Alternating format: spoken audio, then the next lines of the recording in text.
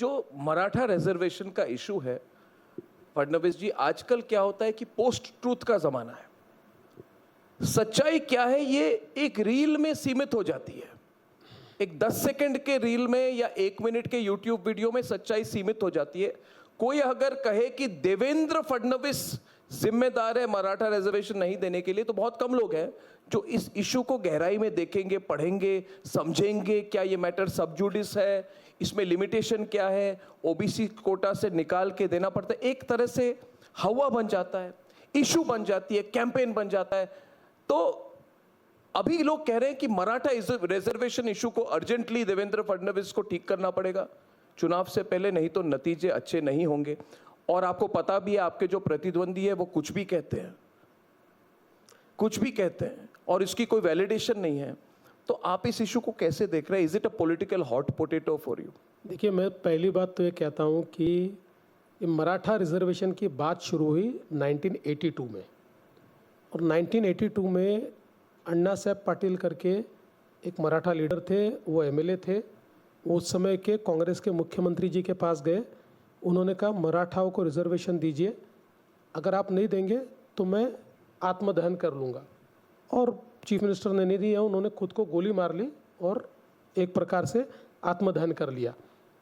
वहाँ से लेकर ये लड़ाई चलती रही 2014 तक, और इस पूरे इतने सालों में केवल 4.5 साल अपोजिशन की गवर्नमेंट रही, बाकी सारे साल कांग्रेस की और शरद पवार जी की गवर्नमेंट रही। उन्होंने कभी मराठाओं को आरक्षण नहीं दिया।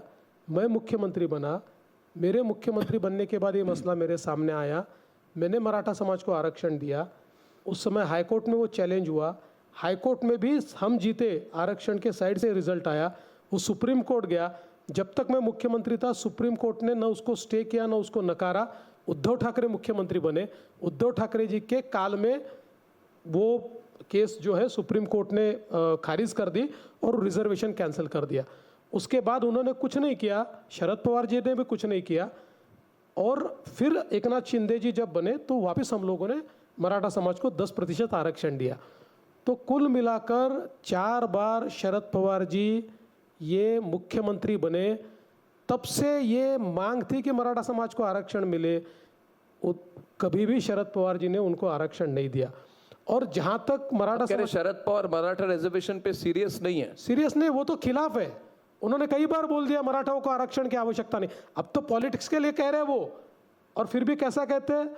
वो कहते हैं वो जो उपोषण कर रहे हैं, जो अनशन कर रहे हैं, उनकी मांग तो सही है, लेकिन इसको ऐसा नहीं करना चाहिए, वैसा नहीं।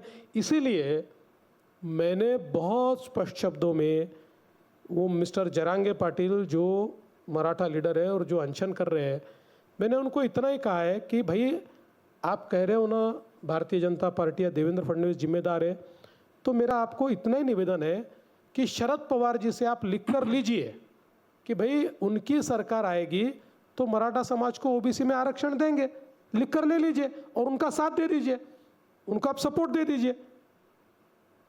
शरद पवार लिख कर देने को तैयार नहीं है। जब शरद पवार जी से सवाल पूछा तो शरद पवार जी मुकर गए। शरद पवार जी ने तो ऐसा उत्तर दिया, मैं भी नहीं समझा और कोई भी नहीं समझा। उन्होंने तीसरे जवाब दे दिया। और फिर उनके पार्टी के अध्यक्ष जयंत पाटिल को पूछा कि भाई आपका क्या कहना, उनका पवार साहब ने तो जवाब दिया ना, वही हमारा जवाब है। तो मैं तो आज भी नेशनल चैनल के माध्यम से मैं जो मराठा आंदोलक श्री मनोज जरांगे पाटिल है, इनको कहता हूँ कि आप कांग्रेस पार्टी, उद्धव ठाकरे, शरद पवार जी, इनसे ये लिख कर ले लीजिए कि उनकी सरकार आएगी तो मराठा समाज को ओबीसी में आरक्षण देंगे, और आप उनको जाहिर तौर पर अपना सपोर्ट दे दीजिए। ये राजनीति चल रही है, मराठा समाज को गुमराह करने की बात चल रही है।